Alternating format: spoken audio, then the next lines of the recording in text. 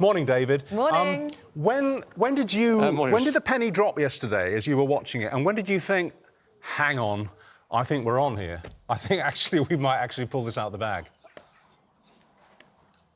Very, very late in the day, I can tell you, because that last wicket partnership is basically the realms of fantasy. And even when Ben Stokes decided, obviously and very correctly, to go for it, with Jack Leach, new cult hero at the other end, you still thought, well, this is still going to be too much. 73 for the last wicket. That was the target. I mean, it just doesn't happen. I've played in games where it's nearly happened and people have gone through that 11th wicket, still getting the runs, nudging the singles, the main man sort of just does the job. But that was just awesome. That was actually, I think, I don't like hyperbole, that was the most awesome cricket I've seen ever, pretty much. What do you think inspired him? Because he did play like a man possessed, didn't he? It was as if some spirit had overcome him and was almost kind of driving him to this extraordinary level of perfection, cricket perfection. What do you think was going on inside his head? No one has ever known what goes on inside Ben Stokes' head. Over the last couple of years, since he had his little incident, he has worked ever so hard. He trains the hardest of that team. He practices for hours. He does absolutely everything to excess in that sense, in a very, very good sense.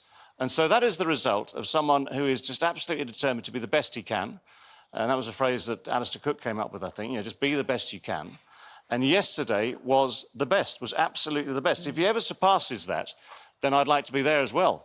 And thinking about the pressure that he was under, I know you've said about it, you said to dominate proceedings, to control the proceedings, to take the risks that could easily have failed, takes unbelievable skill and unbelievable courage. And the incredible thing was that he managed to stay calm despite the atmosphere, the pressure, everything that was going on. How would you sum him up as a cricketer? Well, you're right, to stay calm, or at least to make the right decisions under those circumstances, and to have the courage to basically take the risks he did, because if anyone was watching, they'll remember there were a couple that just cleared the boundary for six. There were a couple of shots off Nathan Lyon, the off-spinner, where he tested out long off, and if you don't quite get hold of it, those are the balls that drop nicely into the hands of a fielder, and that's the end of the story, that's the end of the fairy tale. But what he did well was just take those risks, calculate those risks. He realised, as he said, it was easier, actually, when it was still 70-odd to win, because he knew he had to go. It got harder, and it always does.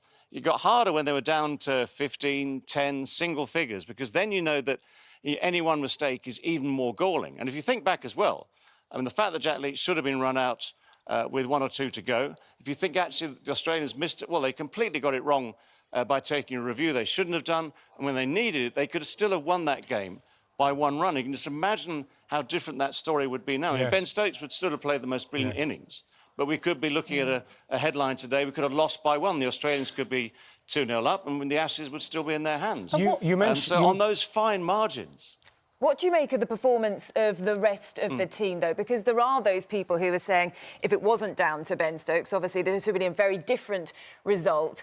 Is he just papering over the cracks in the faults of the rest of the team? Do you think that they should be performing better so it didn't have to come down to him right at the last minute, having to cope with all of this? Yes. There are 1 or 2 people who know they've contributed nothing to this Ashes series so far. And I don't want to sort of single them out. They know who they are. There are others who've contributed a lot less than they would have liked to have done. So there are a few questions to be asked still. But at the same time, if you look at that 362 in the end for 9, as Jack Leach said himself, that 1 will be the most precious 1 he ever makes in his life. And he's a lovely guy. He's an absolute lovely guy. But the things, Joe Denley's 50, it turns out to be very, very valuable. Johnny Bairstow's 30-odd yesterday changed the dynamic of the game. At that stage, Ben was still playing very watchfully, and at that stage, there was still a long way to go. Bairstow's 30-odd, 36, changed the way the game was played from then on in. Others came and went, but by and large, we've still got a very good bowling attack. By and large, we've still got a very good batting lineup. There are issues at the top of the order, for sure, which I'm sure the selectors over the next 10 days will have to think very hard about. But yes, it's a team thing. So everyone takes the kudos from it. Everyone can say, I was there, I was part of that team. But there are one, maybe two, who will be thinking, well, actually, I'm not sure I'm going to be playing the next game despite all that. Right. Just bringing you back to a reference you made in one of your earlier answers, you talked about the incident which happened to Stokes, when, of course, for those who may have half forgotten, he was completely acquitted and cleared, found not guilty of a fray after a punch-up outside a Bristol nightclub. And all that happened last year. And he had 11 months, I think, waiting for his case to be heard in court. As I say, he was completely acquitted and exonerated, and it's all over, it's all behind him. But I think it was a very important reference you made there, because I wonder if yesterday was, in sense, not atonement, because he has nothing to atone for, but his way of showing that something bad that happened to him is well behind him and he's back right on top. It was a sort of a reaction, possibly, to what for him was a nightmare. Richard, I think you're right. I think the last couple of years since that Bristol incident, what he's done, first of all, he was ashamed, whatever else, guilty or not guilty, he was ashamed of what he'd done. He's got a lot to make up for. When they left him out of the last Ashes tour down in Australia a couple of years ago, he was very chastened. And he has worked so very, very hard since then. He is the hardest trainer. He practices longer than anyone in that team. He goes back for more every day. And that game will now go down in history as, you know, possibly. Yes. I mean, it's one of these things, you know, history has a lot in it. There's a lot of stuff in history. But it will go down as possibly, you know, one of the great games, if not the greatest game of all time. And could it be a pivotal one? I mean, what's your prediction for how's it going to go? Is England going to win? I love predictions, which means I hate predictions.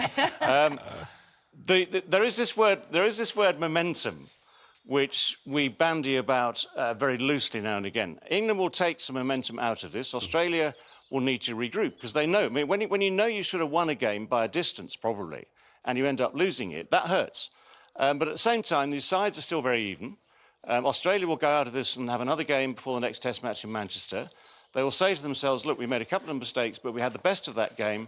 All we need to do is win one more, and we keep the Ashes. That's the first thing they want to do, is keep the Ashes. So one more win for them, and they do that. And England would then have to, say, fight back at the Oval to square the series. But England now have the knowledge that they have a superstar in great form. They also have their captain back in the runs. Joe Root played beautifully.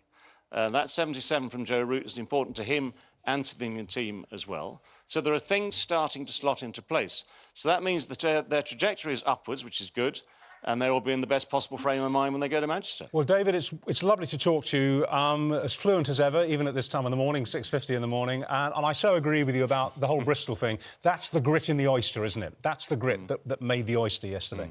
No doubt about it.